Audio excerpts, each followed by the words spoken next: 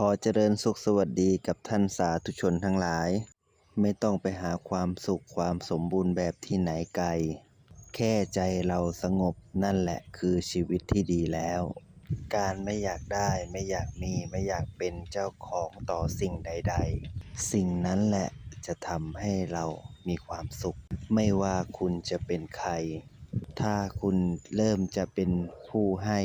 คุณก็จะยิ่งใหญ่ในสายตาของคนอื่นๆได้ อย่ามองว่าปัญหาที่เข้ามาเป็นเรื่องทุกข์ ให้มองว่าเป็นสิ่งธรรมดาที่เราต้องพบเจอ ก็จะทำให้เราไม่ทุกข์ได้ ขออนุโมทนาบุญกับผู้สนใจใฝ่ธรรม เจริญพร